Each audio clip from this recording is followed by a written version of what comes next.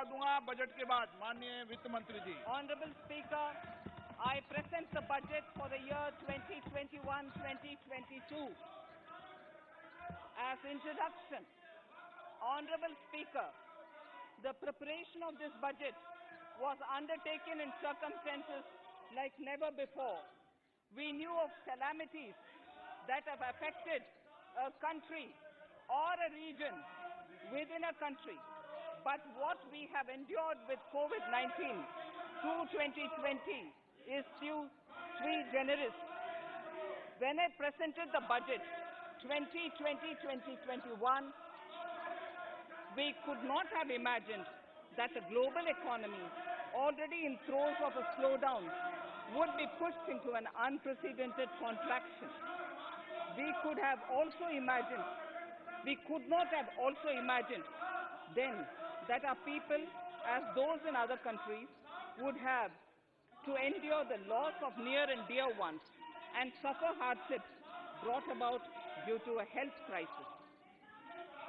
The risk of not having a lockdown was far too high.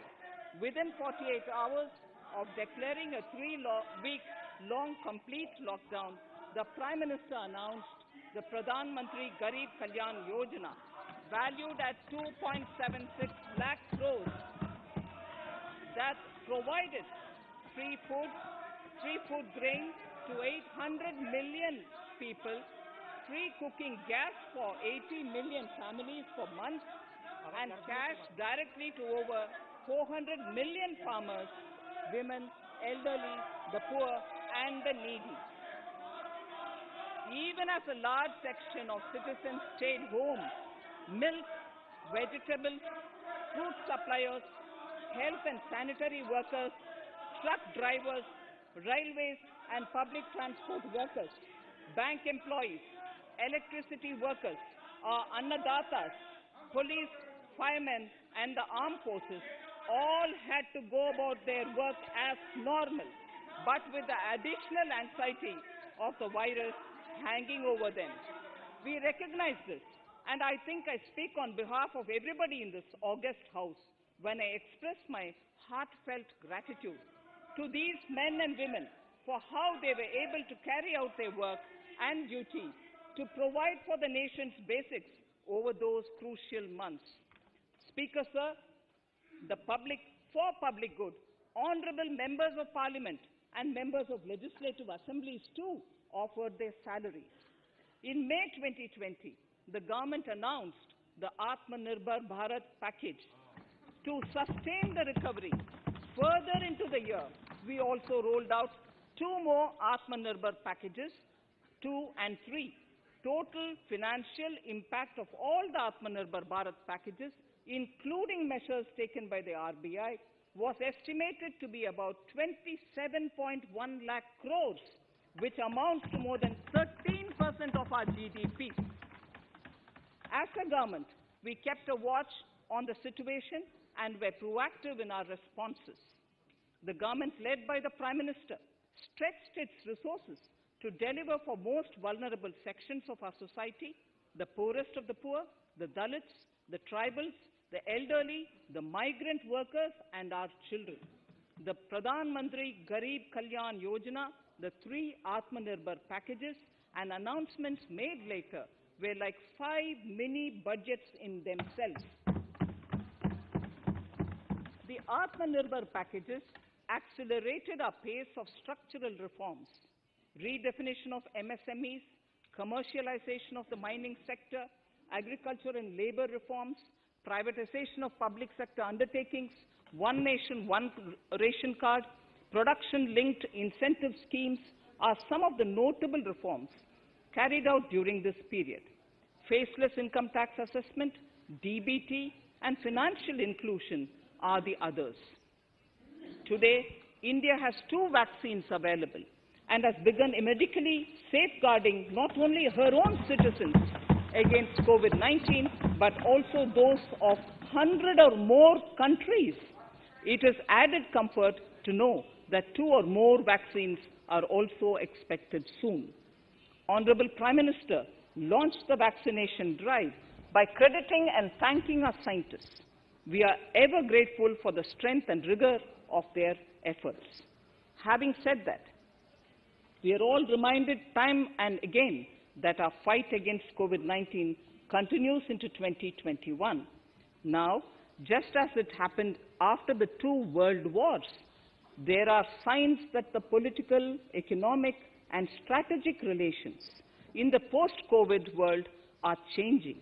This moment in history is the dawn of a new era, one in which India is well poised to truly be the land of promise and hope. I borrow the words of Rabindranath Tagore. Faith is the bird that feels the light and sings when the dawn is still dark. Faith is the bird that feels the light and sings when the dawn is still dark. In this spirit, I can't help but recall the joy that we as cricket-loving nation felt after the Team India's recent spectacular success in Australia. It has reminded us of all the qualities that we as a people, particularly our youth, epitomize of having abundant promise and the unsuppressed thirst to perform and to succeed. Today, data shows that India now has one of the lowest death rate of 112 per million population and one of the lowest active cases of about 130 per million. This has laid the foundation to the revival we are seeing now in the economy.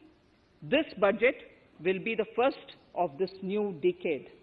This budget will also be a digital budget, and that has happened with all your support. So far, only 3 times has a budget followed a contraction in the economy. All such contractions earlier were as a result of situations typical to India. This time, the contraction in our economy is due to a global pandemic, just like in several other countries. Having said that, I want to confidently state that our government is fully prepared to support and facilitate the economy's reset. This budget provides every opportunity for our economy to raise and capture the pace that it needs for a sustainable growth. 2021 is the year of many important milestones for our history. I mention a few of these. It is the 75th year of independence, 60 years of Goa's accession to India, 50 years of the 1971 India-Pakistan War. It will be the year of the 8th census of independent India. It will also be India's turn at the BRICS presidency, the year for our Chandrayaan-3 mission, and the Haridwar Mahakumbh.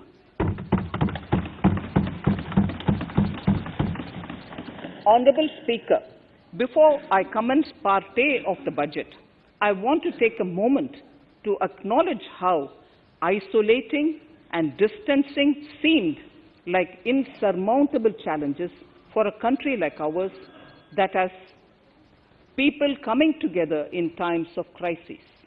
It hurts us in many ways. It hurt us in many ways.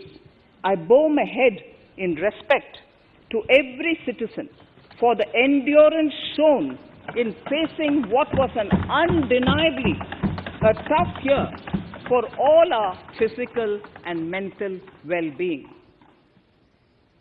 Part A. In Part A, I wish to lay a vision for Atmanirbhar Bharat. Atmanirbhar Bharat or Atmanirbharta is not a new idea. Ancient India was largely self-reliant and equally a business epicenter of the world.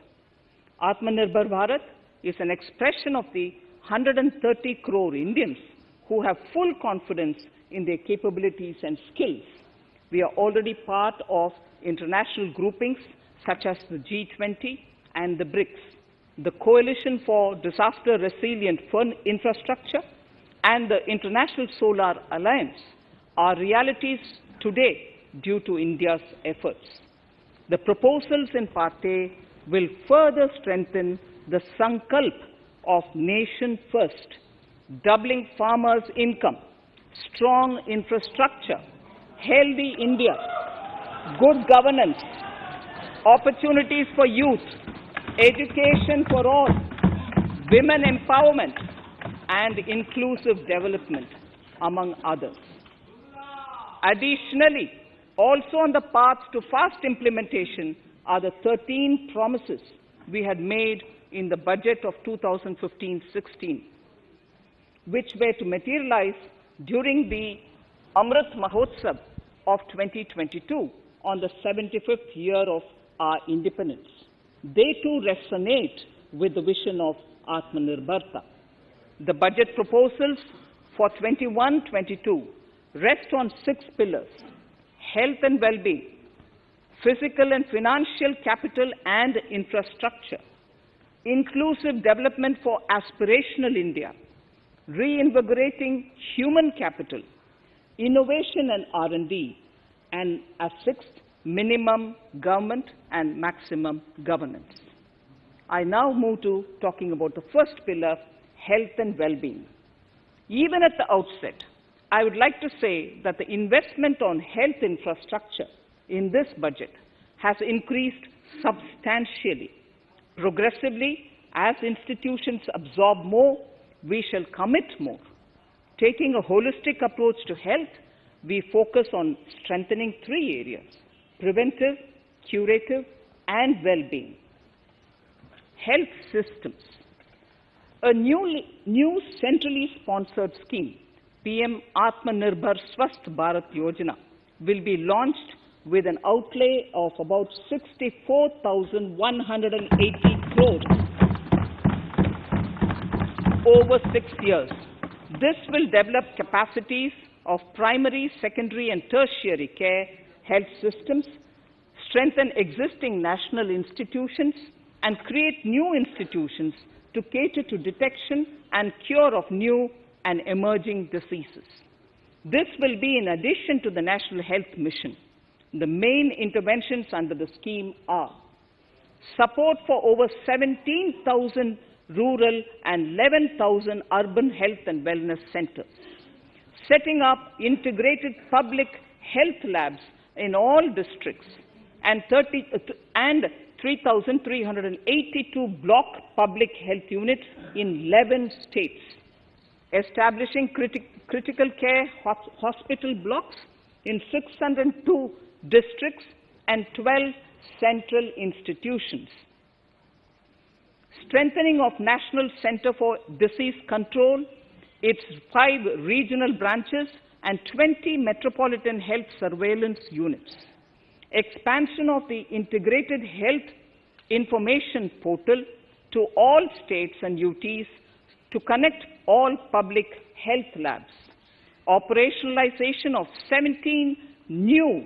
public health units, and strengthening of 33 existing public health units at points of entry, that is, at 32 airports, 11 seaports, and 7 land crossings, setting up of 15 health emergency operation centers and 2 mobile hospitals, and setting up of a National Institution for One Health, a regional research platform for WHO, World Health Organization, Southeast Asia Region Office, 9 biosafety level 3 laboratories, and 4 regional national institutes for virology. Nutrition.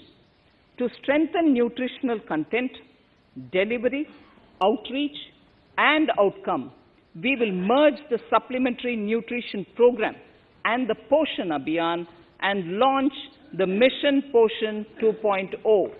We shall adopt an intensified strategy to improve nutritional outcomes across 112 aspirational districts. Universal coverage of water supply.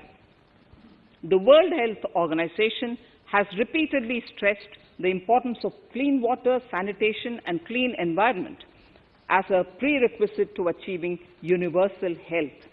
The Jal Jeevan Mission Urban will be launched.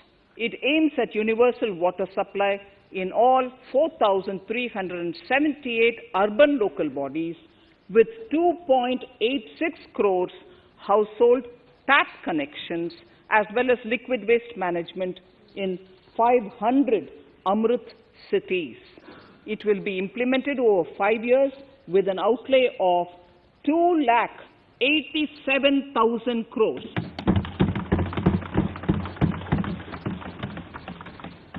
Swachh Bharat and Swasth Bharat. For further Swachhata of urban India, we intend to focus on complete fecal sludge management and wastewater treatment, source segregation of garbage, reduction in single-use plastic, reduction in air pollution by effectively managing waste from construction and demolition activities, and bioremediation of all legacy dump sites. The Urban Swachh Bharat Mission 2.0 will be implemented with a total financial allocation of 1,41,678 crores over a period of 5 years from 2021. Clean air. To tackle the burgeoning problem of air pollution, I propose to provide an amount of 2,217 crores of rupees for 42 urban centers with a million-plus population in this budget. Scrapping policy. We are separately announcing, Honorable Speaker, a voluntary vehicle scrapping policy to phase out old and unfit vehicles. This will help in encouraging fuel-efficient, environment-friendly vehicles, thereby reducing vehicular pollution and oil import bills. Vehicles would undergo fitness tests in automated fitness centers after 20 years in case of personal vehicles and after 15 years in case of commercial vehicles. Details of the scheme will be separately shared by the ministry. Vaccines. The pneumococcal vaccine, a made-in-India product, is presently limited to only 5 states. It will be rolled out across the country. This will avert more than 50,000 child deaths annually. Honorable Speaker, I have provided 35,000 crores of rupees for COVID-19 vaccines in this year 21-22. I am committed to provide further funds if required. So the budget outlay for health and well-being is 2,23,846 crores in this BE 21-22, as against the BE of only 94,452 crores, and it marks an increase of 137%. The details of the same are at Annexure 1 of the speech. Honorable Speaker, I now move to the second pillar, physical and financial capital and infrastructure. Atmanirbhar Bharat, production-linked incentive schemes are things which I would like to place an emphasis. For a $5 trillion economy, our manufacturing sector has to grow in double digits on a sustained basis. Our manufacturing companies need to become an integral part of global supply chains, possess core competence and cutting-edge technology. To achieve all of the above, PLI schemes to create manufacturing global champions for an Atmanirbhar Bharat have been announced for 13 sectors. For this, the government has committed nearly 1.97 lakh crores over 5 years starting this financial year. This initiative will help bring scale and size in key sectors, create and nurture global champions, and provide jobs to our youth. Textiles. To enable the textile industry to become globally competitive, attract large investments, and boost employment generation, a scheme of mega investment textiles park will be launched in addition to the PLI schemes. This will create world-class infrastructure with plug-and-play facilities to create global champions in exports. 7 textile parks will be established over 3 years. Infrastructure. The National Infrastructure Pipeline, which I announced in December 2019, is the first of its kind. Whole of government exercise ever undertaken by Government of India. The NIP was launched with 6,835 projects. The project pipeline has now expanded to 7,400 projects.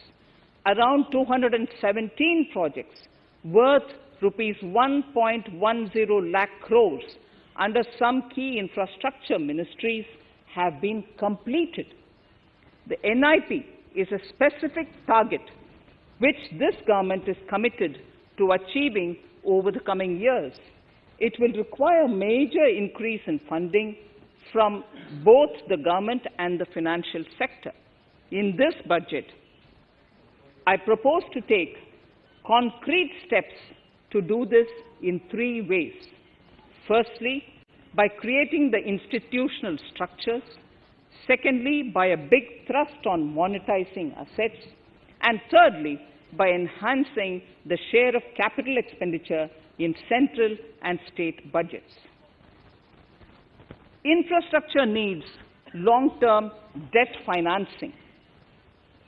A professionally managed development financial institution is necessary to act as a provider, enabler, and catalyst for infrastructure financing. Accordingly, I shall introduce a bill to set up a development financial institution. I have provided a sum of 20,000 crore rupees to capitalize this institution. The ambition is to have a lending portfolio of at least 5 lakh crores for this DFI within 3 years' time. Debt financing of InvITs and rates by foreign portfolio investors will be enabled by making suitable amendments in the relevant legislations. This will further ease access of finance to InvITs and rates, thus augmenting funds for infrastructure and real estate sectors. Asset monetization. Monetizing operating public infrastructure. Monetizing operating public infrastructure assets is a very important financing option for new infrastructure construction. A national monetization pipeline of potential brownfield infrastructure assets will be launched.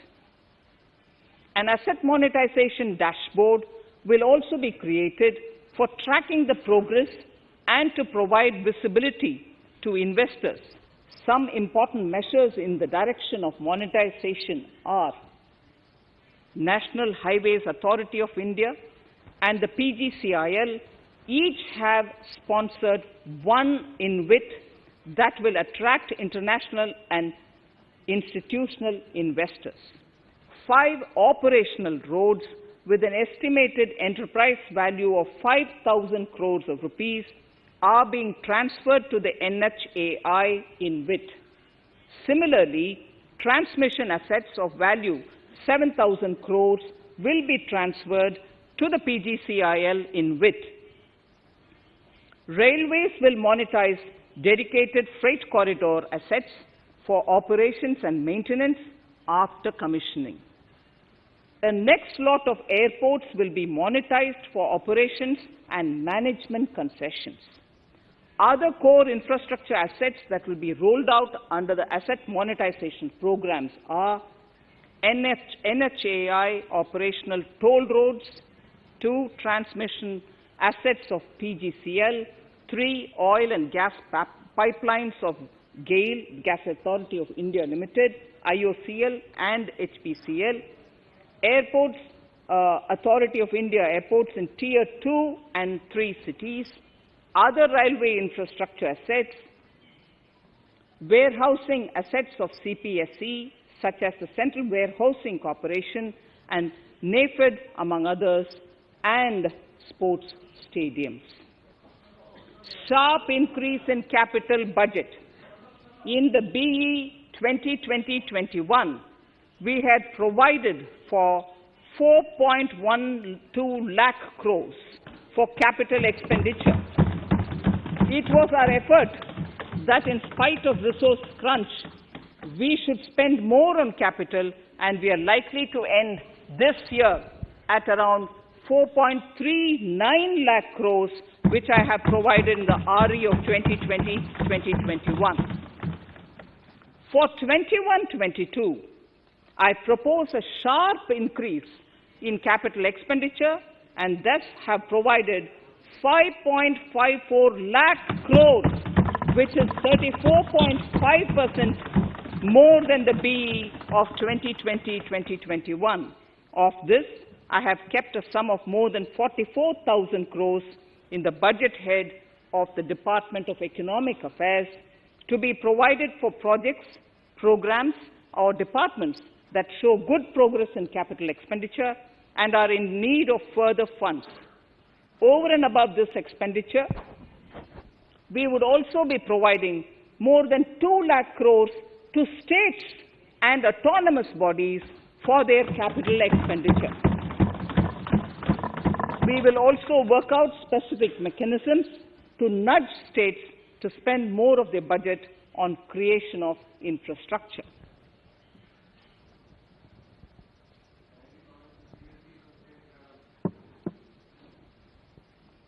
Roads and highways infrastructure. More than 13,000 kilometer length of roads at a cost of 3.3 lakh crores has already been awarded under the 5.35 lakh crores Bharatmala Pariyojana project, of which 3,800 kilometers have been constructed. By March 2022, we would be awarding another 8,500 kilometers and complete an additional 11,000 kilometers of national highway corridors. To further augment road infrastructure, more economic corridors are also being planned. Some are 3,500 kilometers of national highway works in the state of Tamil Nadu at an investment of 1.03 lakh crores. These include Madurai-Kollam corridor, Chittoor-Tachur corridor, and construction will start next year.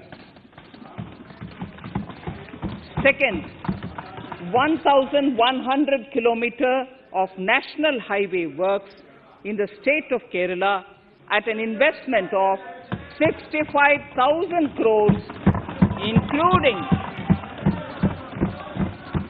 including 600 kilometer section of Mumbai-Kanyakumari corridor in Kerala.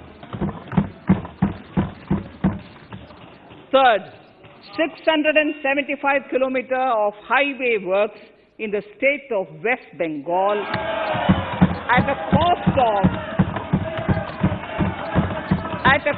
of 25,000 crores, including upgradation of existing road Kolkata-Siliguri.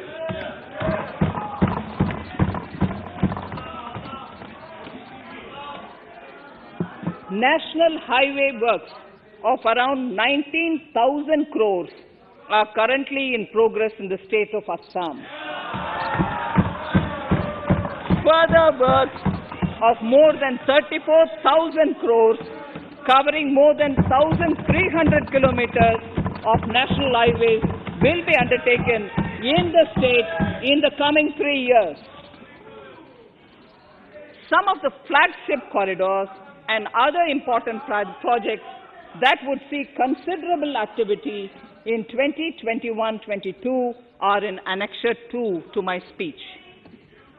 I am also providing an enhanced outlay of 1,18,101 crores, 1,18,101 crores for Ministry of Road Transport and Highways, of which 1,08,230 crores is for capital, the highest ever provided.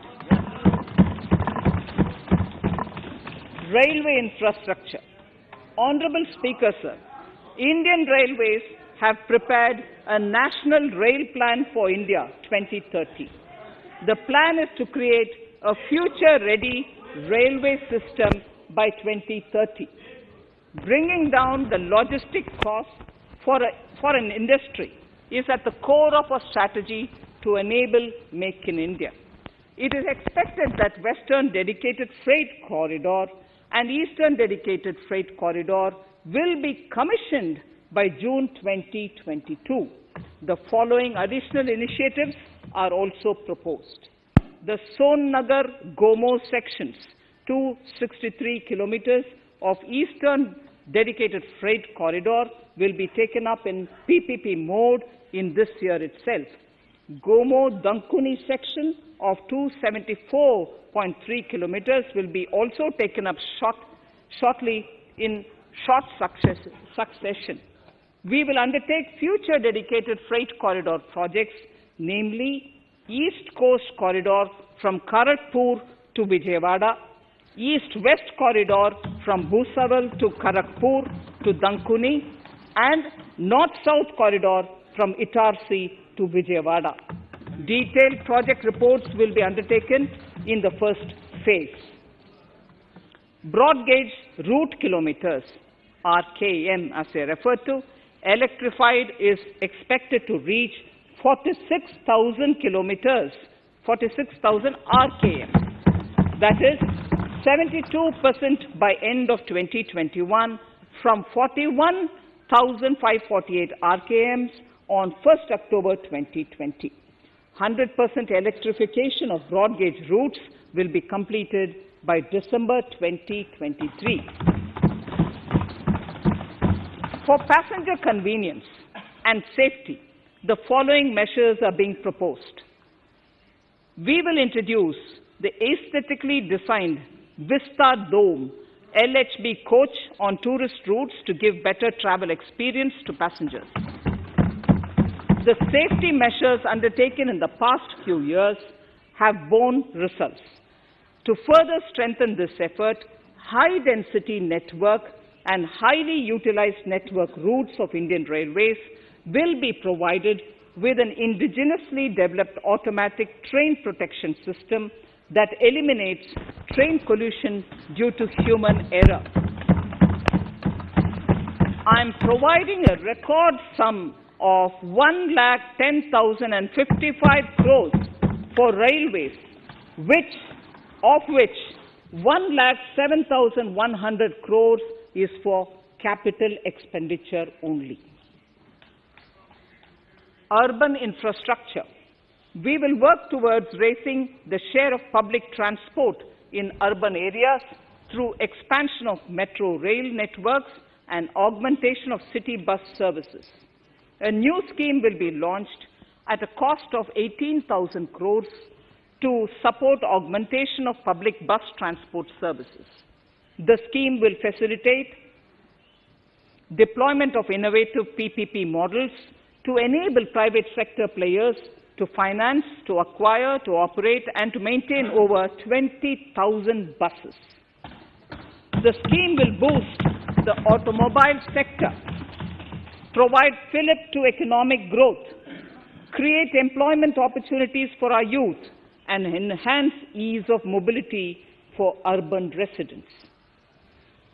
A total of 702 kilometers of conventional metro is operational, and another 1,016 kilometers of metro and RRTS is under construction in 27 cities. Two new technologies, that is Metro Light and Metro Neo, will be deployed to provide metro rail systems at much lesser cost, with same experience, convenience and safety in Tier 2 cities and peripheral areas of Tier 1 cities also. Central counterpart funding will be provided to Kochi Metro Railway Phase 2 of 11.5 kilometer at a cost of 1,957.05 crores. Chennai Metro Railway Phase 2 of 118.9 kilometers at a cost of 63,246 crores. Bengaluru Metro Railway Project Phase 2A and 2B of 58.19 kilometers at a cost of 14,788 crores. Nagpur Metro Rail Project Phase 2 and Nashik Metro at a cost of 5,976 crores and 2,092 crores respectively. Power infrastructure.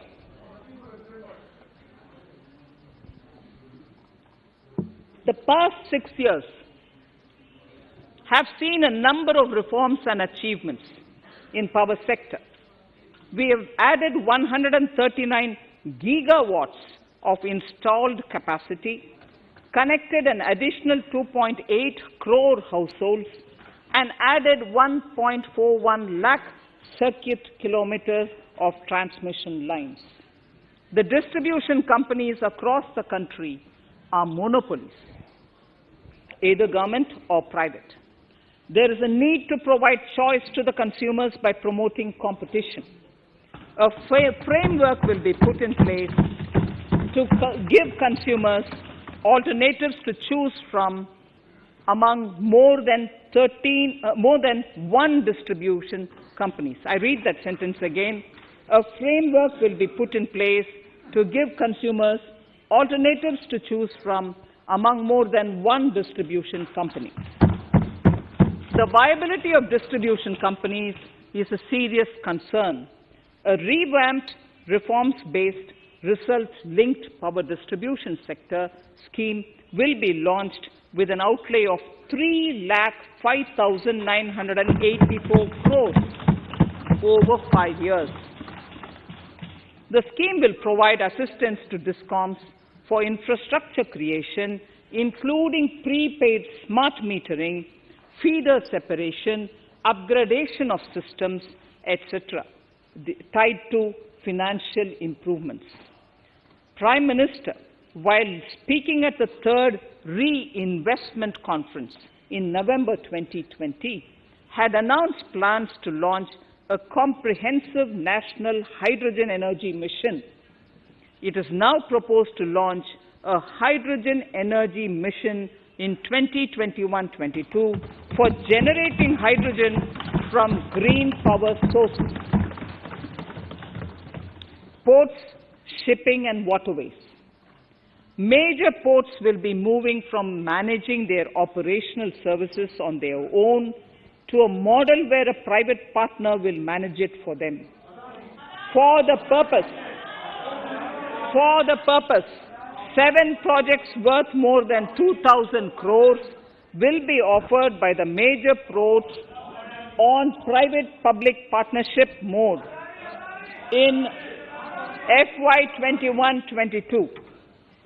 A scheme for promoting flagging of merchant ships in India will be launched by providing subsidy support to Indian shipping companies in global tenders floated by ministries and CPSCs. An amount of 1,624 crores will be provided over 5 years. This initiative will enable greater training and employment opportunities for Indian seafarers, besides enhancing Indian companies' share in global shipping. India has enacted Recycling of Ships Act in 2019 and acceded to the Hong Kong International Convention. Around 90 ship recycling yards at Alang in Gujarat have already achieved HKC compliant certificates. Efforts will be made to bring more ships to India from Europe and Japan. Recycling capacities of around 4.5 million light displacement ton LDT will be doubled by 2024. This is expected to generate an additional 1.5 lakh jobs for our youth. Petroleum and natural gas. Our government has kept fuel supplies running across the country without interruption during the COVID-19 lockdown period. Taking note of the crucial nature of the sector in people's lives, the following key initiatives are being announced. 1. Ujjwala scheme, which has benefited 8 crore households, will be extended to cover 1 crore more beneficiaries. We will add 100 more districts in next 3 years to the city gas distribution network. A gas pipeline project will be taken up in the Union Territory of Jammu and Kashmir. An independent gas transport system operator will be set up for facilitation and coordination of booking of common carrier capacity in all natural gas pipelines on a non-discriminatory open access basis. Financial capital. I propose to consolidate the provisions of the SEBI Act 1992, Depositories Act 1996, Securities Contracts Regulation Act 1956, and Government Securities Act 2007 into a rationalized single securities markets code. The government would support the development of a world-class fintech hub at the GIFT IFSC. To instill confidence amongst the participants in corporate bond market during times of stress and to generally enhance secondary market liquidity, it is proposed to create a permanent institutional framework. The proposed body would purchase investment-grade debt securities both in the stressed and normal times and help in the development of the bond market. In the budget 2018-19, government had announced its intent to establish a system of regulated gold exchanges in the country. For the purpose, SEBI will be notified as the regulator, and Warehousing Development and Regulatory Authority will be strengthened to set up a commodity market ecosystem arrangement, including vaulting, assaying, logistics, etc., in addition to warehousing. Towards investor protection, I propose to introduce an investor charter as a right of all financial investors across all financial products.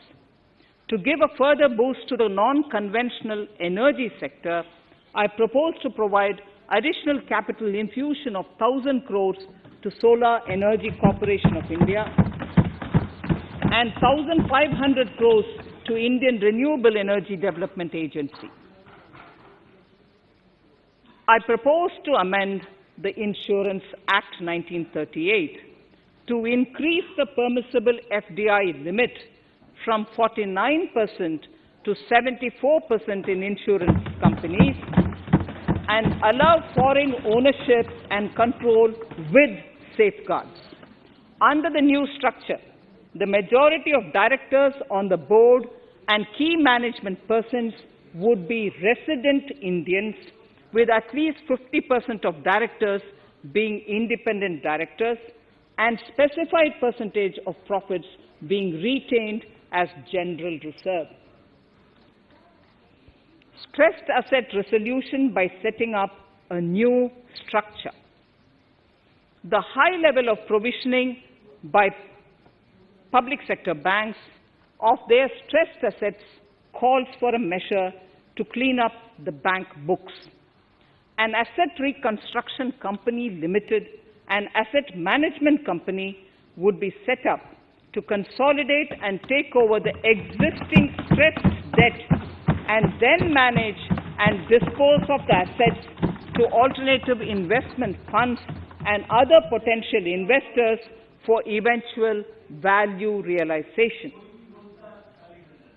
Recapitalization of PSB.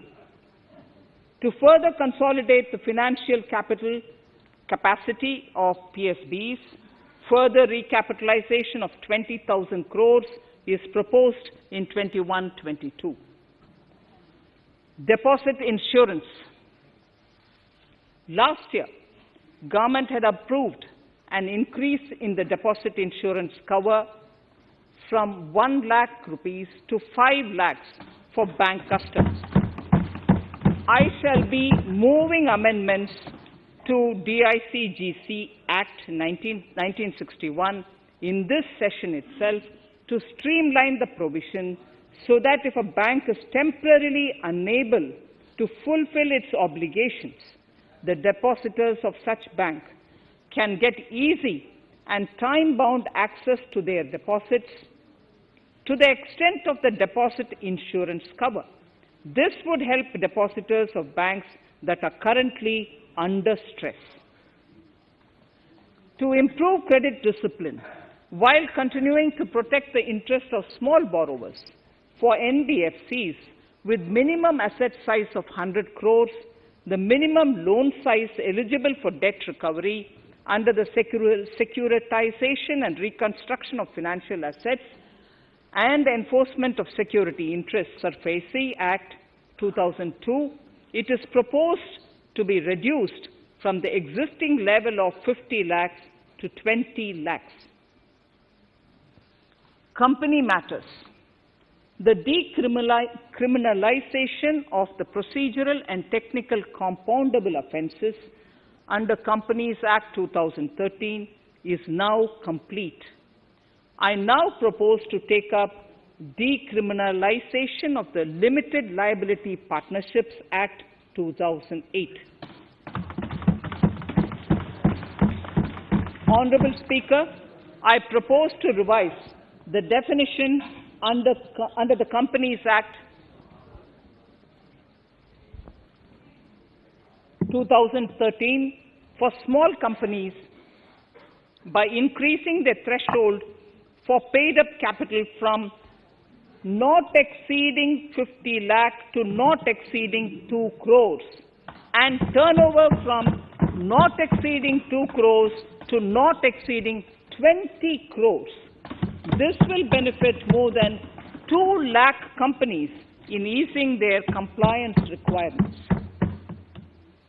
As a further measure which directly benefits startups and innovators, I propose to incentivize the incorporation of one-person companies by allowing one-person companies to grow without any restriction on paid-up capital and turnover, allowing their conversion into any other type of company at any time, reducing the residency limit for an Indian citizen to set up an one-person company from 182 days to 120 days, and allow also non-resident Indians to incorporate OPCs in India.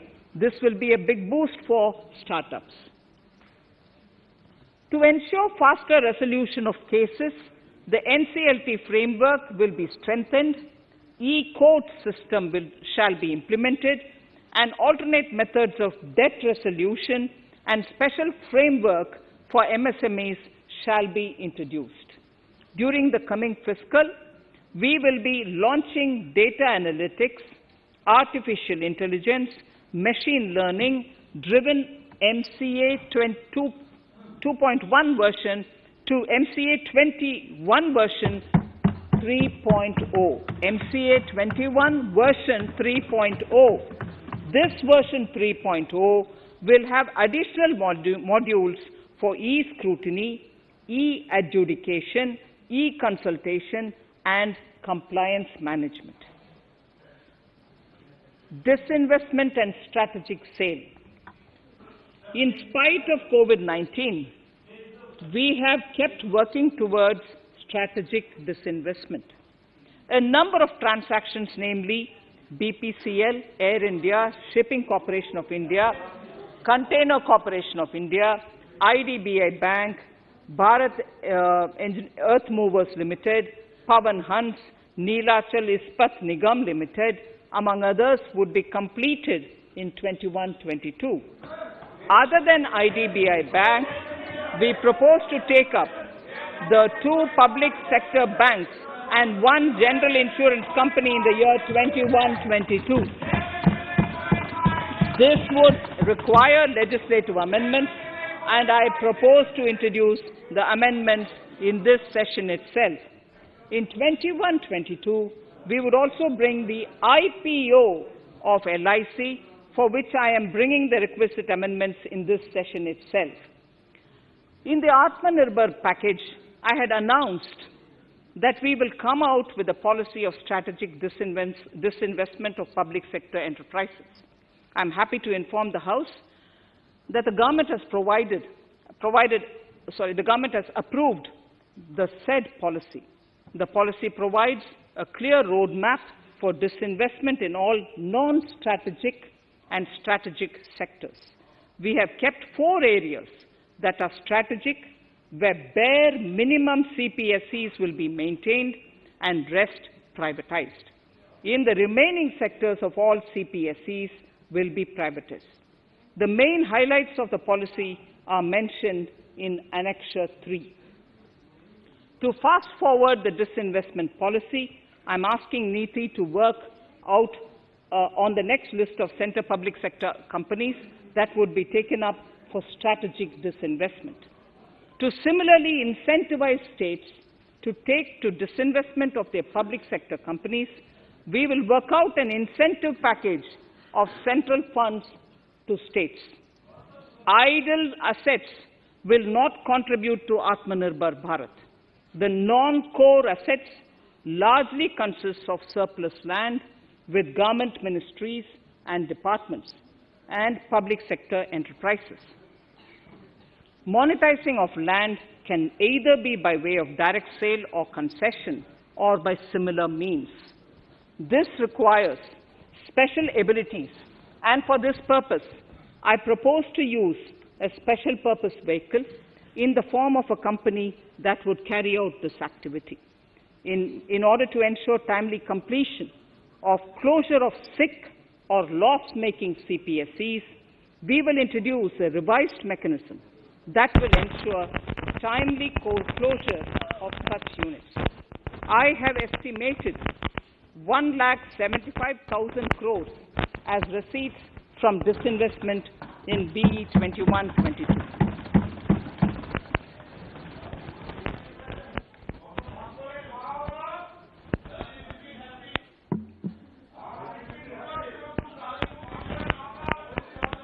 Government financial reforms.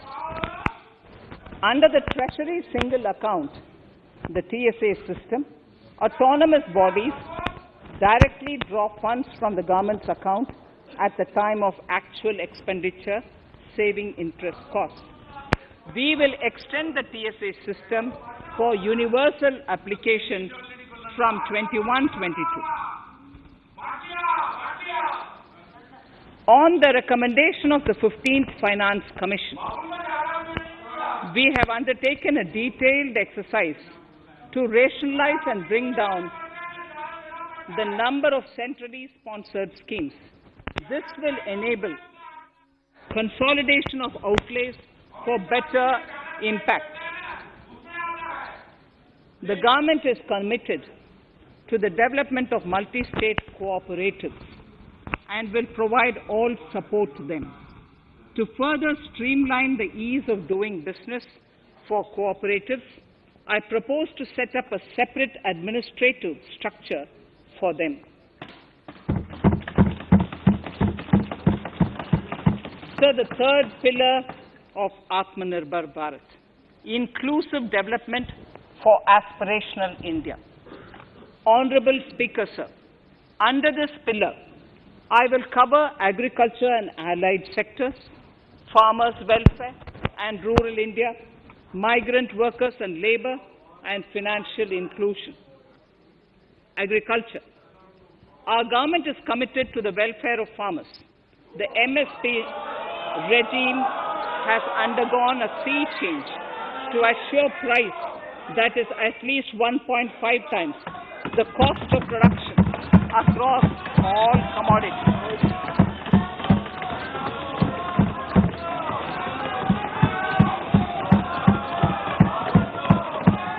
The procurement has also continued to increase at a steady pace. This has resulted in increase in payment to farmers substantially. In case of wheat, a total amount paid to farmers in 2013-14. Honorable Speaker, sir, the data that I give now is important for all honorable members to kindly hear. In case of wheat, the total amount paid to farmers in 2013-14 was 33,874 crores. In 2019-20, it was 62,802 crores. And even better, Honorable Speaker, in 2020-2021, this amount paid to farmers was 75,060 crores.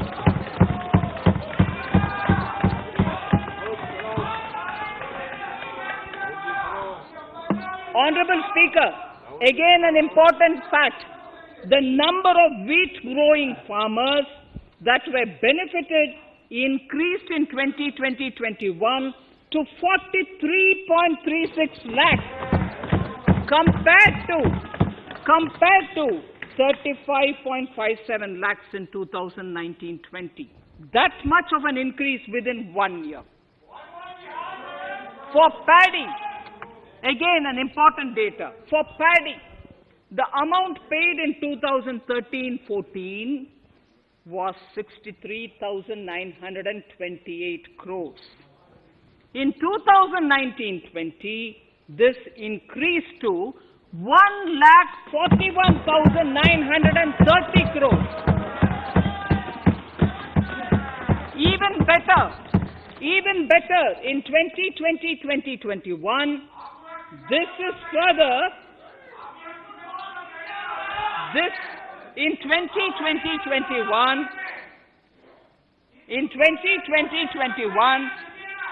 is further estimated, and I'm saying this is further estimated because the procurement is ongoing, and therefore I can't give you the final figure. This is further estimated to increase to 1,72,752 crores.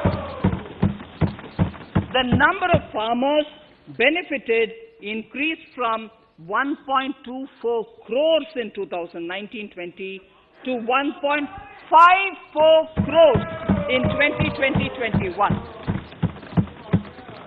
In the same way, Honorable Speaker, sir, in the case of pulses, the amount paid in 2013-14 was 236 crores. In 2019-20, this was increased to 8,285 crores. Now in 2021, it is at 10,530 crores. More than 40 times increase from 2013-14. The receipts to cotton farmers have seen a stupendous increase from 90 crores in 2013-14 to 25,974 crores I'm giving you data as of 27th January 2021. This is bound to increase. From 90 crores for cotton farmers in 2013-14 to 25,974 crores in 2021. All the details in complete narration is available in Annexure 4 to my speech. Early this year, Honorable Prime Minister had launched the Swamitva scheme. Under this, a record of rights is being given to property owners in villages. Up till now, about 1.80 lakh property owners in 1,241 villages have been provided cards. I propose during 21-22 to extend this to cover all states and union territories. To provide adequate credit to our farmers, I have enhanced the agricultural credit target to 16.5 lakh crores in this year. We will focus on ensuring increased credit flow to animal husbandry, Pashupalan, dairy, and to Matsyakar, to the fisheries. We are enhancing the allocation to the Rural Infrastructure Development Fund from 30,000 crores to 40,000 crores. The Micro Irrigation Fund, with a corpus of 5,000 crores, has been created under NABARD. I propose to double it by augmenting it by another 5,000 crores. To boost value addition in agriculture and allied products and their exports, the scope of Operation Green Scheme that is presently applicable to only tomatoes, onions and potatoes will be enlarged to include 22 perishable crops. Around 1.68 lakh crore farmers, around 1.68 crore farmers are registered, and 1.14 lakh crores of rupees trade value has been carried out through e-NAMs, the National Agricultural Market. Keeping in view the transparency and the competitiveness that e-NAM has brought into the agricultural market, 1,000 more mandis will be integrated with e-NAM. Honorable Speaker, sir, with all this, the Agricultural Infrastructure Fund would be made available to the APMCs for augmenting their infrastructure facilities.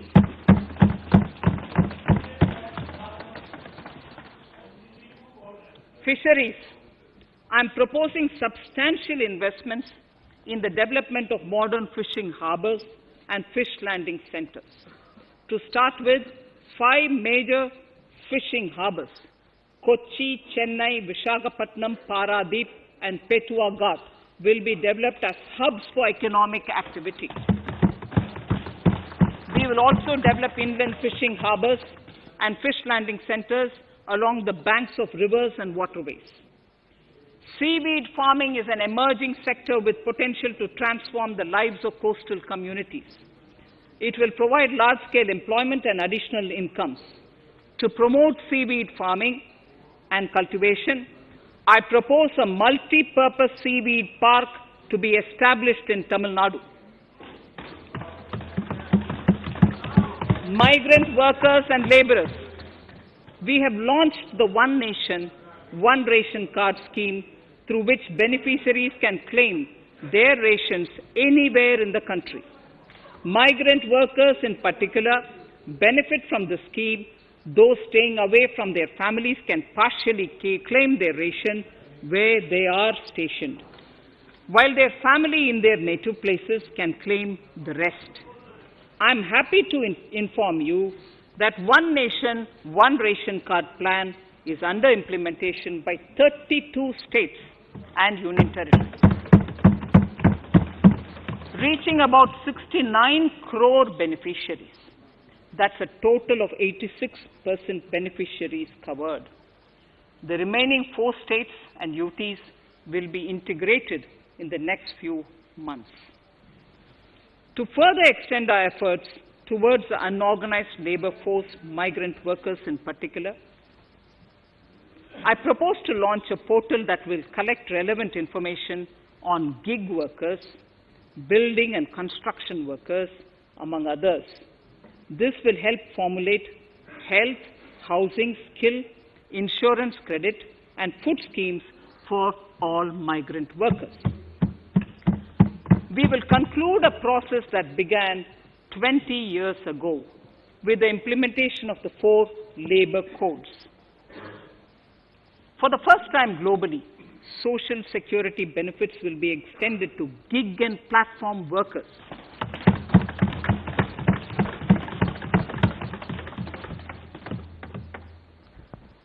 Minimum wages will apply to all categories of workers, and they will all be covered by the Employees State Insurance Corporation. Women will be allowed to work in all categories and also in the night shifts with adequate protection. At the same time, compliance burden on employers will be reduced with a single registration and licensing and online returns. Financial inclusion. To further facilitate credit flow under the scheme of Stand Up India for the scheduled castes and scheduled tribes and also women, I propose to reduce the margin money requirement from 25% to 15% only, and to also include loans for activities in allied sectors, in allied activities in agriculture. We have taken a number of steps to support the MSME sector. In this budget, I have provided 15,700 crores to this sector, more than double of the last year's BE. Honorable Speaker, sir, I now go to the fourth pillar, reinvigorating human capital. The national education policy announced recently has had good reception. In school education, more than 15,000 schools will be qualitatively strengthened to include all components of the national education policy. They shall emerge as exemplar schools in their regions, hand-holding and mentoring other schools to achieve the ideals of policy. 100 new Sainik schools will be set up in partnership with NGOs, private schools, and states. Higher education. In Budget 2019-20, I had mentioned about the setting up of a higher education commission in India. We would be introducing the legislation this year to implement the same. It will be an umbrella body having 4 separate vehicles for standard setting, accreditation, regulation, and funding. Many of our cities have various institutions, universities, and colleges supported by the Government of India. Hyderabad, for example, has about 40 major institutions. In 9 such cities, we will create a formal umbrella structure so that these institutions can have better synergy while also retaining their internal autonomy. A glue grant will be set aside for this purpose. For accessible higher education in Ladakh, I propose to set up a central university in Leh.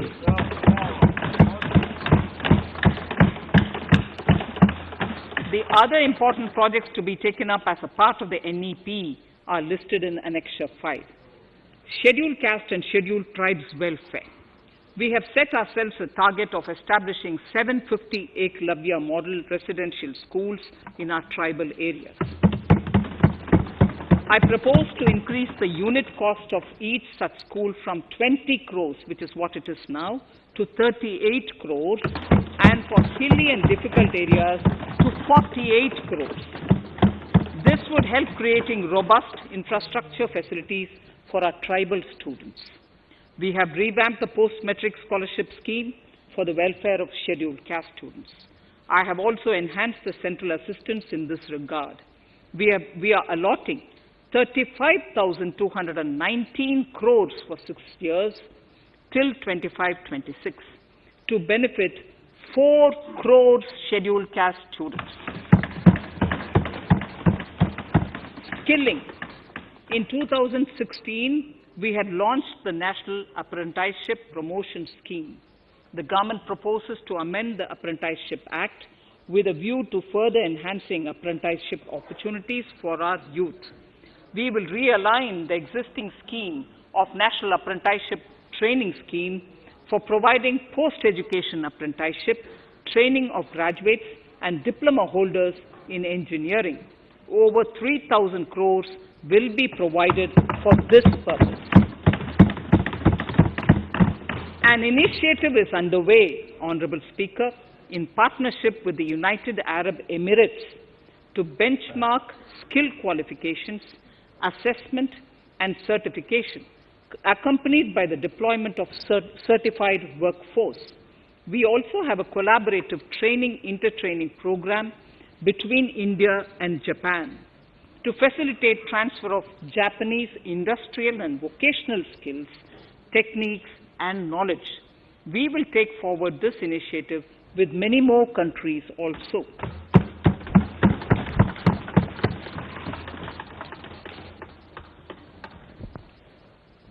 Innovation and R&D. In my budget speech of 2019, I had announced the National Research Foundation. We have now worked out the modalities, and the NRF outlay will be of 50,000 crores over 5 years.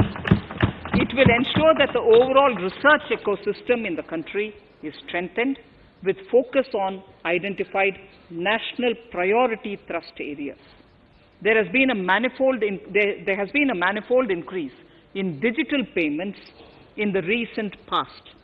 To give a further boost to digital transactions, I earmarked 1,500 crores for a proposed scheme that will provide financial incentive to promote digital mode of payment.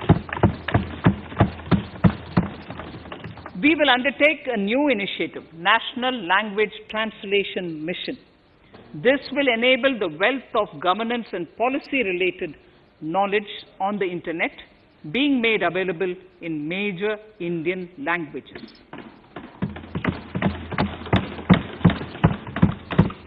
The new Space India Limited, a PSU, under the Department of Space, will execute the PSLV CS-51 launch, carrying the Amazonia satellite from Brazil, along with a few smaller Indian satellites.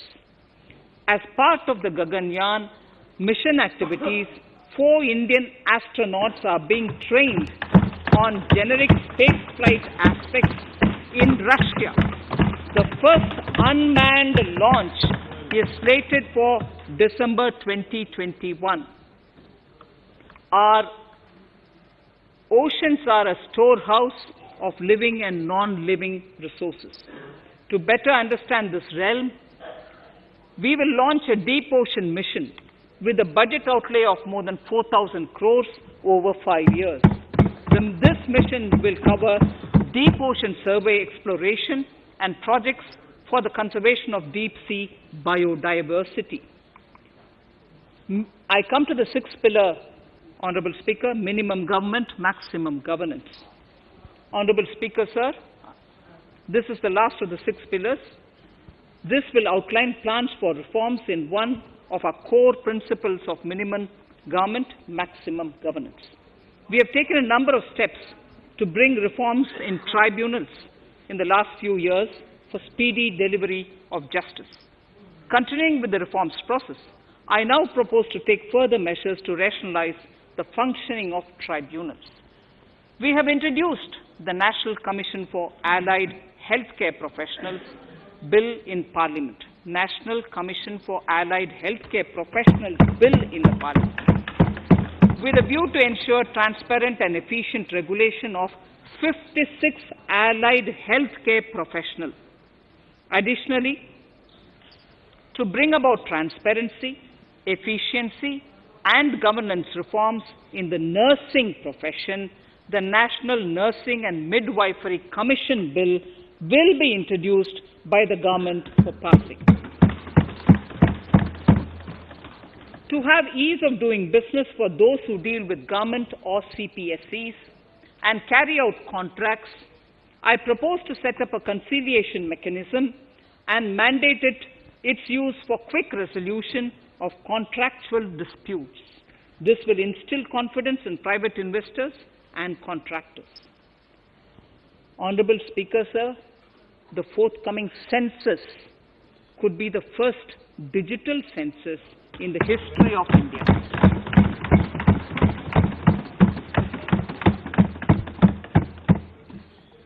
For this monumental milestone marking task, I have allocated 3,768 crores in this year, 21-22.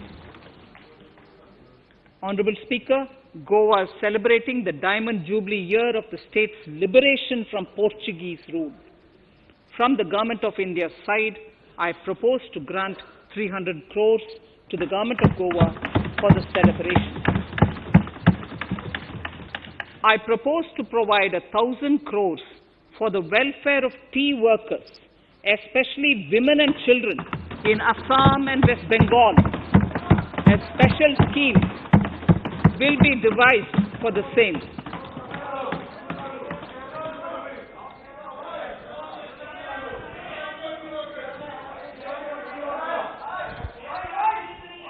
Fiscal position. Fiscal position. In these last few paragraphs of part A of my speech, I draw the attention of this august House to the fact that at the beginning of the current financial year, the pandemic's impact on the economy resulted in a weak revenue inflow. This was combined with high expenditure to provide essential relief to vulnerable sections of the society, especially the poor, the women, scheduled castes, and scheduled tribes. Unlike many other countries, we opted for a series of medium-sized packages during the pandemic so that we could calibrate and target our response according to the evolving situation. Once the health situation stabilized and the lockdown was being slowly lifted, we switched to ramping up government spending so as to revive domestic demand. As a result, against an original BE expenditure of 30.42 lakh crores for 2020-21, our RE estimates are 34.50 lakhs. 30.42 now within the year going up to 34.5 lakh crores. We have maintained quality of expenditure. The capital expenditure estimated in the RE is 4.39 lakh crores as against 4.12 lakh crores in the BE stage. So the beginning of the year, we had marked only 4.12 lakh, whereas it is 4.39 lakh crores as we end the year. Fiscal deficit in RE 2020-2021 is pegged at 9.5% of the GDP. Fiscal deficit in RE 2020 to 2021 is pegged at 9.5% of GDP.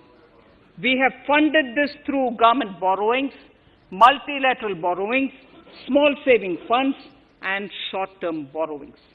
We would need another 80,000 crores, for which we would be approaching the market in these 2 months.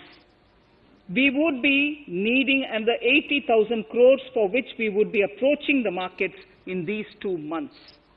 To ensure that the economy is given the required push, our BE estimates for expenditure in 21-22 are 34.83 lakh crores. This includes 5.54 lakh crores as capital expenditure, an increase of 34.5% over the BE figure of 2020-2021. The fiscal deficit in BE 21-22 is estimated to be 6.8% of the GDP. The gross borrowing from the market for the next year would be around 12 lakh crores. We plan to continue with our path of fiscal consolidation and intend to reach the fiscal deficit level below 4.5% of the GDP by 2025-2026, with a fairly steady decline over the period. We hope to achieve the consolidation by first increasing the buoyancy of tax revenue through improved compliance, and secondly, by increased receipts from monetization of assets, including public sector enterprises and land. The Contingency Fund of India is being proposed to be augmented. The Contingency Fund of India is being proposed to be augmented from 500 crores to 30,000 crores through finance bill. In accordance with the views of the 15th Finance Commission, we are allowing a normal ceiling of net borrowing for the states at 4% of GSDP for the year 21-22. A portion of this ceiling will be earmarked to be spent on incremental capital expenditure. Additional borrowing ceiling of 0.5% of the GSDP will also be provided subject to conditions. States will be expected to reach a fiscal deficit of 3% of GSDP by 2023-24 as recommended by the 15th Finance Commission. In the July 2019-20 budget, I introduced the Statement 27 on extra budgetary resources. It disclosed the borrowings of the government agencies that went towards funding Government of India schemes and whose repayment burden was on the government. In my 2020-21 budget, I enhanced the scope and coverage of that statement by including the loans provided by government to the FCI, the Food Corporation of India. Taking a step further in this direction, I propose to discontinue the NSSF loan to FCI for food subsidy, and accordingly, budget provisions have been made in RE 2020-21 and in the BE 2021-22. The extra budgetary resource details are at Annexure 6. We know that the FRBM Act mandates fiscal deficit of 3% of GDP to be achieved by 31st March 2020-2021.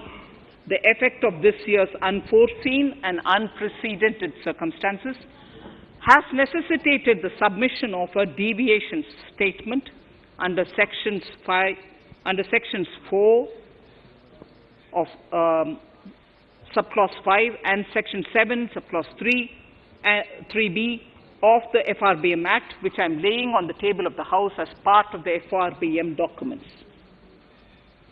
Towards achieving central government fiscal deficit along the broad path that I have already indicated, I will be introducing an amendment to the FRBM Act. Honorable Speaker, on the 9th of December 2020, the 15th Finance Commission submitted its final report covering the period 2021 to 2026 to the Rashtrapati Ji. The government has laid the Commission's report along with the explanatory memorandum in the Parliament, retaining the vertical shares of the states at 41%.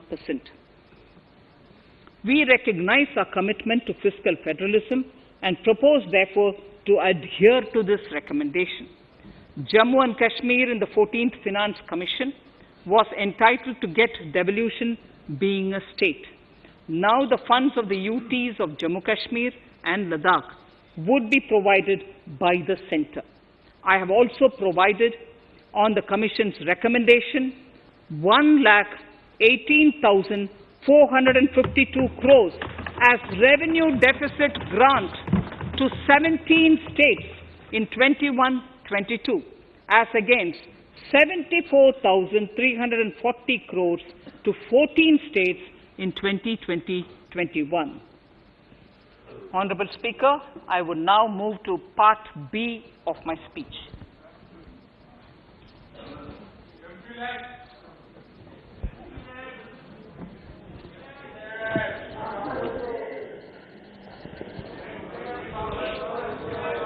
Honorable Speaker, the world is facing a serious challenge of the pandemic and its aftershock. In these trying times, when many economies are struggling to revive, our people and our industry have exhibited remarkable resilience. As I mentioned already, post-pandemic, a new world order seems to be emerging, one in which Asia is poised to occupy a prominent position, and India will have a leading role therein. In this scenario, our tax system has to be transparent, efficient, and should promote investments and employment in our country. At the same time, it should put minimum burden on our taxpayers. I borrow the words of Thiruvalluvar, the saint. Yetralum, Eatalum, Kathalum, Katha Vaguthalum, Nalla Valladarasu. A king or a ruler is the one who creates and acquires wealth, protects and distributes it for common good. Tirukkural. Direct tax proposals. Keeping this in mind, the words of Tirukkural, our government introduced a series of reforms in the direct tax system for the benefit of our taxpayers and the economy. Few months prior to the pandemic, in order to attract investments, we slashed our corporate tax rate to make it among the lowest in the world. The dividend distribution tax too was abolished. The burden of taxation on small taxpayers was eased by increasing rebates. In 2020, the return filers saw a dramatic increase to 6.48 crores from 3.31 crores in 2014. In the direct tax administration, we had recently introduced the faceless assessment and faceless appeal. I now seek to take further steps to simplify the tax administration, ease compliance, and reduce litigation. Relief to senior citizens. I begin my direct tax proposals by offering my pranam to our senior citizens. Many of them, despite having foregone several basic necessities of their own, have strived to build our nation. Now, in the 75th year of independence of our country, when we continue our endeavor with renewed vigor, we shall reduce compliance burden on our senior citizens who are 75 years of age and above. For senior citizens who only have pension and interest income, I propose exemption from filing their income tax returns.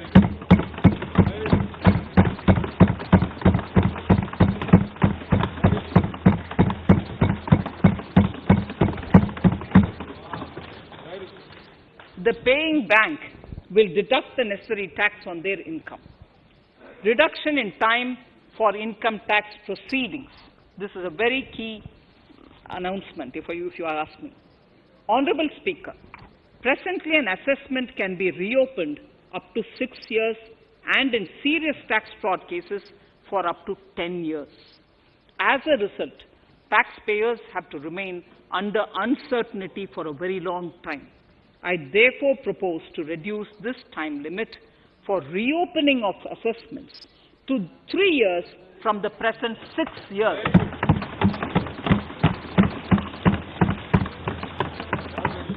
In serious tax evasion cases too, only where there is evidence of concealment of income of 50 lakh or more in a year. In serious tax evasion cases too, only where there is evidence of concealment of income of 50 lakh or more in a year can the assessment be reopened up to 10 years.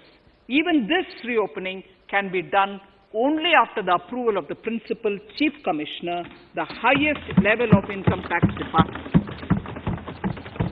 Setting up the Dispute Resolution Committee.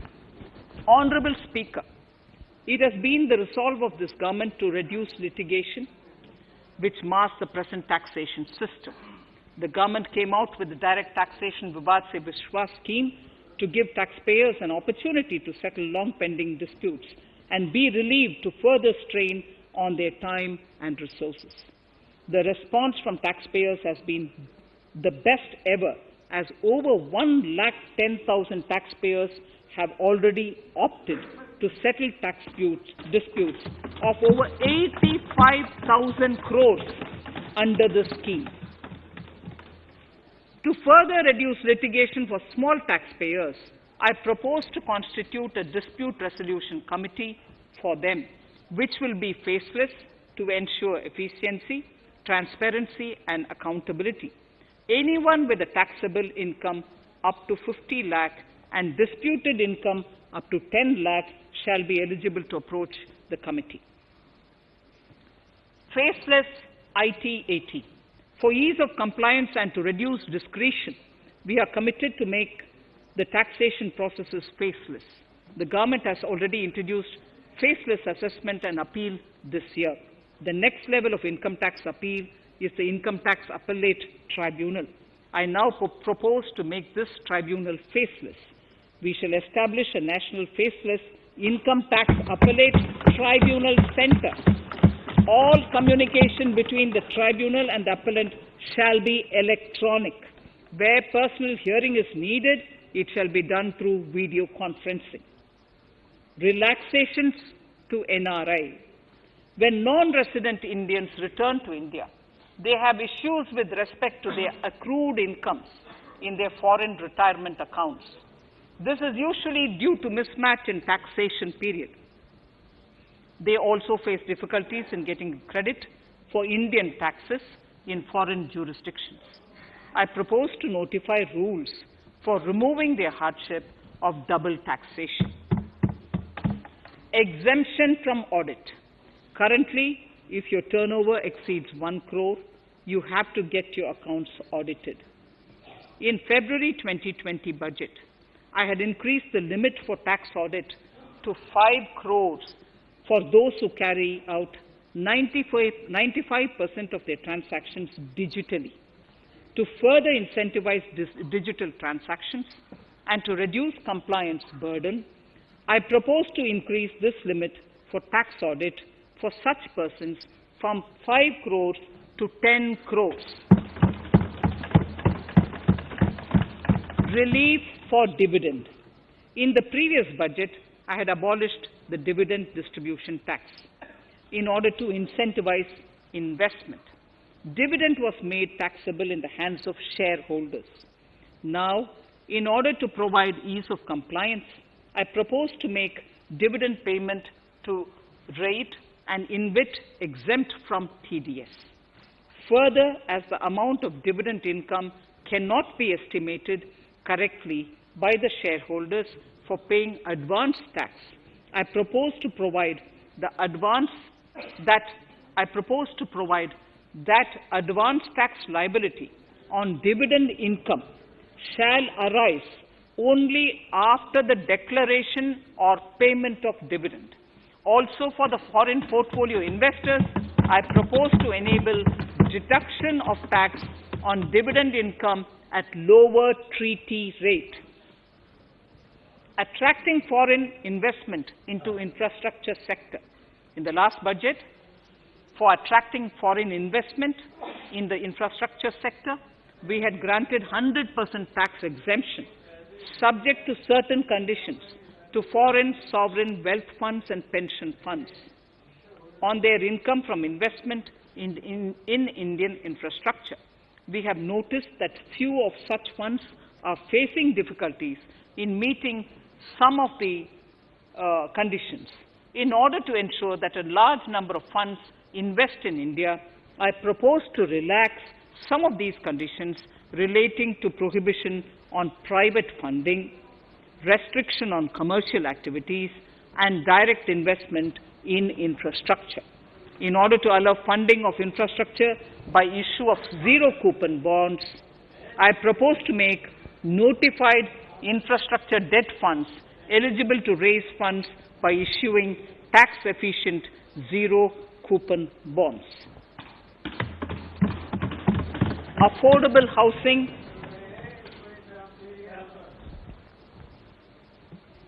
Affordable housing and rental housing. This government sees housing for all and affordable housing as priority areas. In July 2019 budget, I provided an additional deduction of interest amounting to 1.5 lakh for loan taken to purchase an affordable house. I propose to extend the eligibility of this condition by 1 more year to 31st March 2022. The additional deduction of 1.5 lakh shall therefore be available for loans taken up to 31st March 2022 for the purchase of affordable houses.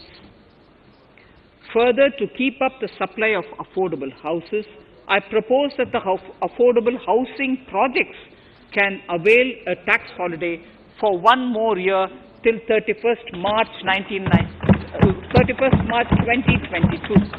These are available now for projects also. We are committed to promote supply of affordable rental housing for migrant workers. For this, I propose to allow tax exemption for notified affordable rental housing projects.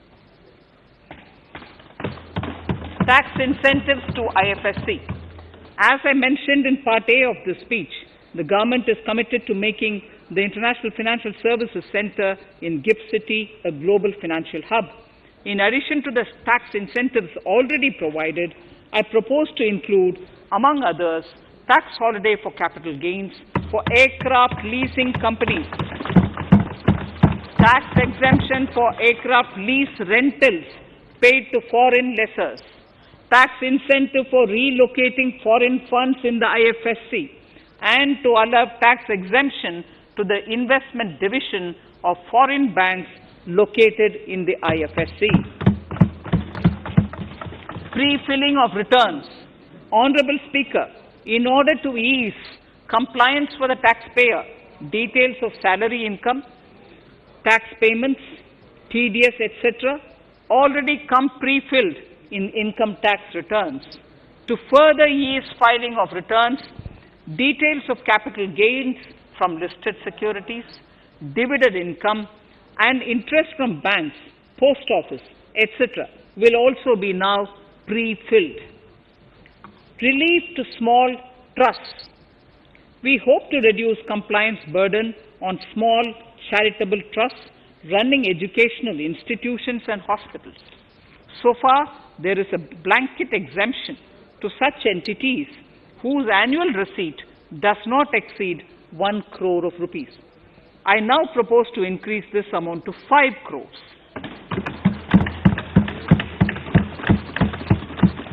Labor welfare. We have noticed that some employers deduct the contribution of employees toward provident funds, superannuation funds, and other social security funds, but do not deposit these contributions within the specified time. For these employees, this means a loss of interest or income. In cases where an employer later becomes financially unviable, non-deposit results in a permanent loss for the employees. In order to ensure that employees' contributions are deposited on time, I reiterate that the late deposit of employees' contribution by the employer will not be allowed as deduction to the employer.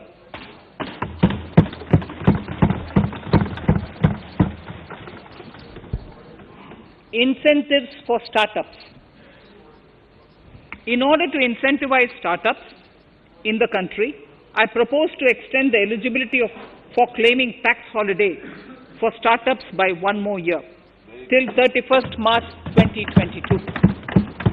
Further, in order to incentivize funding for the startups, I propose to extend the capital gains exemption for investment in startups by 1 more year, till 31st March 2022. Sir, I now come to indirect tax proposals. GST. Before I come to my indirect tax proposals, I would like to appraise the House on GST. The GST is now 4 years old, and we have taken several measures to further simplify it. Some of the measures include nil return through SMS, quarterly return and monthly payment for small taxpayers, electronic invoice system, validated input tax statements, pre-filled editable GST return, and staggering of returns filing. The capacity of GST and system has also been enhanced. We have also deployed deep analytics and artificial intelligence to identify tax evaders and fake billers and launched special drives against them. The results speak for themselves. We have made record collections in the last few months. The GST Council has painstakingly thrashed out thorny issues. As chairperson to the Council, I want to assure this House that we shall take every possible measure to smoothen the GST further and to remove anomalies such as inverted duty structure. Custom duty rationalization. Our custom duty policy should have the twin objective of promoting domestic manufacturing and helping India get on to global value chain and export better. The thrust now has to be on easy access to raw materials and exports of value-added products. Towards this, last year, we started overhauling the customs duty structure, eliminating 80 outdated exemptions. I also thank everyone who responded overwhelmingly to a crowdsourcing call for suggestions on this revamp. I now propose to review more than 400 old exemptions this year. I repeat, I now propose to review more than 400 old exemptions this year. We will conduct this through extensive consultations, and from 1st October 2021, we will put in place a revised customs duty structure free of distortions. I also propose that any new customs duty exemptions, therefore, henceforth will have validity up to 31st March, following 2 years from the date of the issue. Electronic and mobile phone industry. Domestic electronic manufacturing has grown rapidly. We are now exporting items like mobiles and chargers. For greater domestic value addition, we are withdrawing a few exemptions on part of chargers and sub-parts of mobiles. Further, some parts of mobiles will move from nil rate to a moderate 2.5%. Iron and steel. MSMEs and other user industries have been severely hit by a recent sharp rise in iron and steel prices. Therefore, we are reducing customs duty uniformly to 7.5% on semis, flats, and long products of non-alloy, alloy, and stainless steels. To provide relief to metal recyclers, mostly MSMEs, I am exempting duty on steel scrap for a period up to 31st March 2022. Further, I am also revoking ADD and CVD on certain steel products. Also, to provide relief to copper recyclers, I am reducing duty on copper scrap from 5% to 2.5%. Textiles. The textile sector generates employment and contributes significantly to the economy. There is a need to rationalize duties on raw material inputs to man-made textiles. We are now bringing nylon chain on par with polyester and other man-made fibers. We are uniformly reducing the BCD rates on caprolactam, nylon chips, nylon fiber, and yarn to 5%. This will help the textile industry, MSMEs, and also overall exports. Chemicals. We have calibrated customs duty rates on chemicals to encourage domestic value addition and to remove inversions. Apart from other items, we are reducing customs duty on naphtha to 2.5% to correct inversion. Gold and silver presently attract a basic customs duty of 12.5%. Since the duty was raised from 10% in July 19, prices of precious metals have risen sharply. To bring it closer to previous levels, we are rationalizing customs duty on gold and silver. Renewable energy. In Part A, we have already acknowledged that solar energy has huge promise for India. To build up domestic capacity, we will notify a phased manufacturing plan for solar cells and solar panels. At present, to encourage domestic production, we are raising duty on solar inverters from 5% to 20% and on solar lanterns from 5% to 15%. Capital equipment and auto parts. There is immense potential in manufacturing heavy capital equipment domestically. We will comprehensively review the rate structure in due course. However, we are revising duty rates on certain items immediately. We propose to withdraw exemptions on tunnel boring machine. It will attract a customs duty of 7.5% and its parts a duty of 2.5%. We are raising customs duty on certain auto parts to 15% to bring them on par with general rate on auto parts. MSME products. We are proposing certain changes to benefit MSMEs. We are increasing duty from 10 to 15% on steel screws and plastic builder wares. On prawn feed, we increase it from 5 to 15%. We are rationalizing exemption on import of duty-free items as an incentive to exporters of garments, leather, and handicraft items. Almost all of these items are made domestically by our MSMEs. We are withdrawing exemption on imports of certain kinds of leathers as they are domestically produced in good quantity and quality, mostly by MSMEs. We are also raising customs duty on finished synthetic gemstones to encourage domestic processing. Agriculture products to benefit farmers. We are raising customs duty on cotton from nil to 10%, on raw silk and silk yarn from 10 to 15%.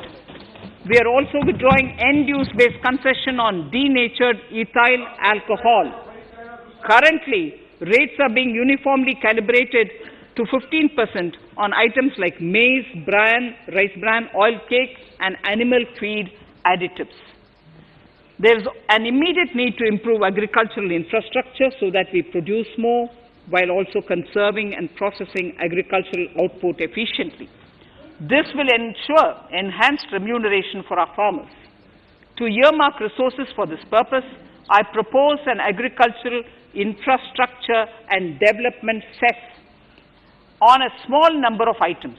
However, while I'm applying this cess, we have taken care not to put additional burden on consumers on most items. Rationalization of procedures and easing of compliance. For a judicious application, we propose certain changes in the provisioning related to ADD, anti-dumping duty, and CVD, countervailing duty levies. To complete customs investigation, we are prescribing definite timelines. In 2020, we rolled out the Turant Customs Initiative, which brought in faceless, paperless, and contactless customs measures. With effect from September 2020, we have implemented a new procedure for administration of rules of origin. This has helped in putting a check on misuse of FTAs. The specific details of direct and indirect tax changes proposed are listed in the annexure to my speech. Honorable Speaker, sir, with these words, I commend the budget to this august House. Thank you.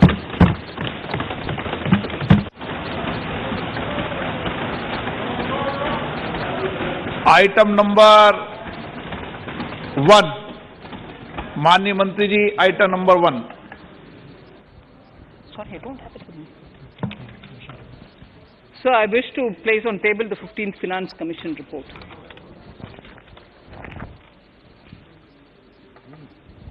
Item number 3, माननीय मंत्री जी.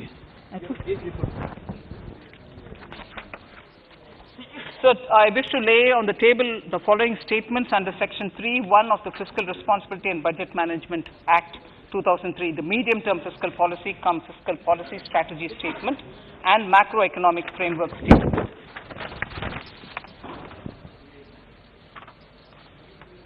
Item number 4. So I wish to seek your permission to move for leave to introduce the Finance Bill 2021. प्रश्न ये कि विधेयक को पुनर्स्थापित करने की अनुमति प्रदान की जाए। जो सदस्य इसके पक्ष में हाँ कहें, जो सदस्य इसके विरोध में ना कहें। मेरे विचार में निर्णय हाँ वालों के पक्ष में हुआ, हाँ वालों के पक्ष हुआ। माननीय मंत्री जी विधेयक को पुनर्स्थापित करें। Shri Prahlad Joshi ji. With your permission, I rise to present the 18th report of Business Advisory Committee. माननीय सदस्यगण, माननीय वित्त मंत्री जी के बजट भाषण की प्रतियां प्रकाशक फलक पर उपलब्ध है। सदस्य अपनी प्रति प्रकाशन फलक से प्राप्त कर सकते हैं।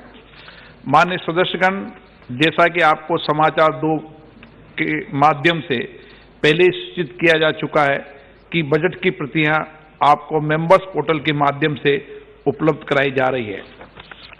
सभा की कार्रवाई मंगलवार दिनांक 2 फरवरी 2021 को दोपहर 4 बजे तक के लिए स्थगित की जाती है।